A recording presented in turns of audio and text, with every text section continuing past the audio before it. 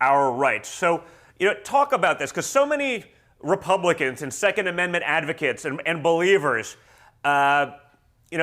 what can we do about this? What's going on in Congress? Who are the people that are helping lead that charge to stop this overreach? To me, this is a huge threat to the Second Amendment.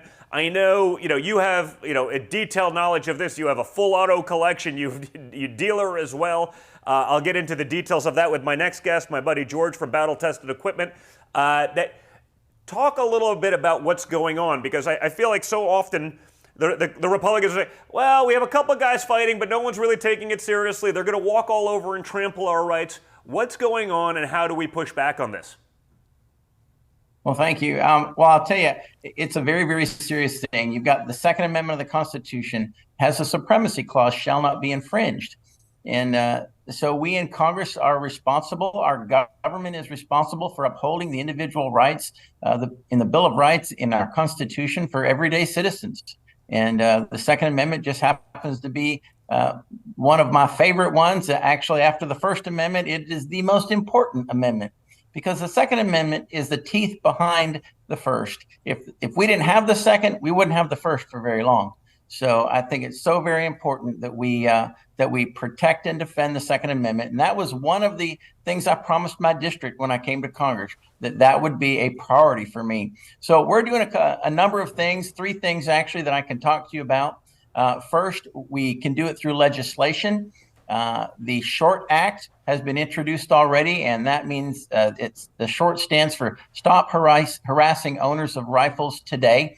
And what that piece of legislation would do is it would eliminate short-barreled rifles, short-barreled shotguns, and AOWs from the National Firearms Act of 1934, because those are the more restricted weapons under the NFA. And if we can eliminate those 3 categories of weapons, and we can make this issue of pistol braces being reclassified, redefined as a short barrel rifle, we can make it completely go away. And we've got sponsors, many sponsors here in the House. We've got sponsors in the Senate for that bill as well. It has not moved yet, though, unlike the next piece of legislation I want to talk about, and that is a Congressional Review Act, HJ Res 44. When the ATF wrote their pistol brace rule, they overreached their authority in the government. I mean, you've got the 3 branches of government, and the ATF clearly did not stay within their branch, the executive branch. They wanted to become, I guess, legislators. They want to be members of Congress or something and write laws themselves. And they can't do that. That is a clear violation of the separation of powers in the Constitution. And so HJ Res 44 is the piece of legislation that can strike down this ATF rule and prevent the ATF from ever drafting another rule or a similar rule like it in the future. So that's a really important thing. We've got 190 co-sponsors on that bill right now. It takes 218 to pass in the House. I'm speaking with leadership. I've spoken with leadership already this week about bringing it to the floor before the 31st or by the 31st of May, so we can send a strong signal, Don, to the ATF and to the judicial system that Congress does not approve of this rule. And you got to remember, this is a rule that ATF has created. It's not actual law. That's what people don't understand. I mean, this is literally, not only is it a rule that ATF created, but it's something that they designed.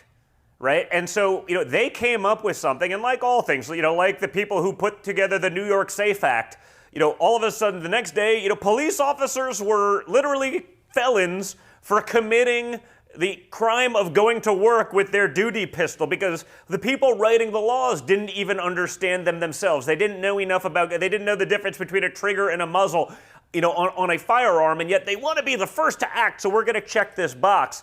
But, I think people do want to see some action. So, if you have, you don't have 218, so that means there's at least, I guess you said, 198? So there's 20 Republicans that have not yet signed on to that legislation. Are there any Democrats that have signed on? Are there any Democrats that, would possibly sign on to this to actually do this? Or is this just totally, partisan at this point? Because I think that's something that people do need to understand, which is that the reality is that while we have the House, we barely have the House. While we have the House, there's plenty of weak Republicans there. And so, I don't know that we can actually pass actual legislation. How do we have some teeth behind this so that people see that something's actually getting done?